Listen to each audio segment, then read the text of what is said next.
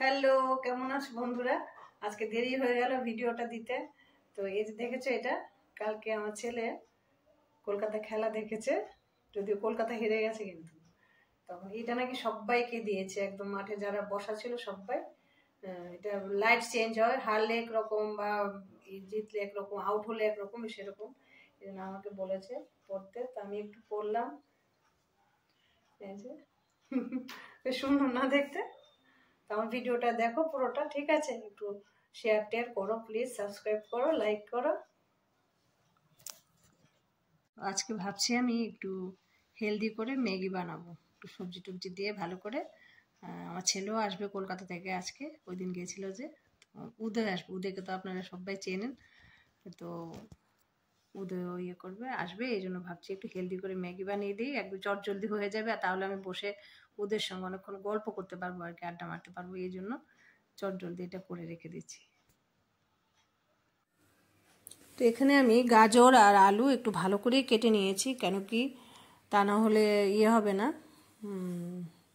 আর আলুটা কমই দিয়েছি, গাজর দিয়েছি বেশি করে। একটু বাদাম ভেজে নিয়েছি, ক্যাপসিকাম দেব, আর yellow bell pepper, red bell pepper Babai এনেছে, কলকাতায় একটু সস্তায় পাওয়া যায়, সেগুলো আনতে বলেছিলাম, সেটা দিয়েই আজকে একটু মানে রঙিন রঙিন করে করব, হেলদি হবে।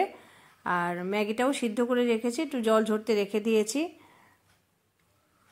আর কড়াইতে ডিম ভাজা করে রেখেছি, সেটা তুলে ফেলবো, তারপরে রান্নাটা শুরু করবো আর কি। ডিম ভাজাটা আমি আগেই করে নিয়েছি, করে পরে ছড়িয়ে দেবো আর কি।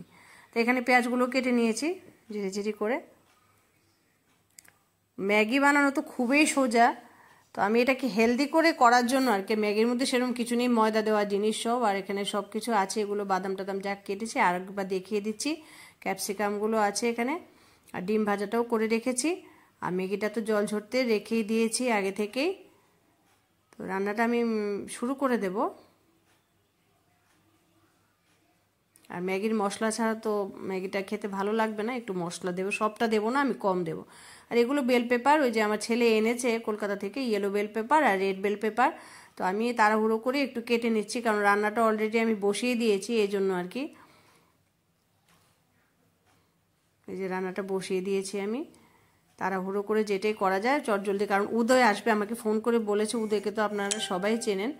তো ও আসবে, ভাবছি আসলে ওর সঙ্গে একটু গল্প করার জন্য যদি একটু বানিয়ে রেখে দিই, তাহলে আর ও আসলে আমার গিয়ে গিয়ে, কারণ আমারই কথা বলতে হবে, তখন ওর সঙ্গে গল্প করা হবে না, এই জন্য আমি আগে বানিয়ে রেখেছি আর কি। আর এই যে উদয়, ওকে তো খাইয়েও শান্তি, কোনো কিছু দিয়েও শান্তি, মানে এত ভালো লাগে কি আর বলবো আর কি। খুব ভালো ছেলে, যাকে বলা, খুব হাসি খুশি থাকে, সহজেই সবার মন জয় করে ফেলতে পারে। তো সবাই ভালো থাকো, সুস্থ থাকো, দেখা হচ্ছে আমার পরের একটি ব্লগে, ততক্ষণের জন্য টাটা।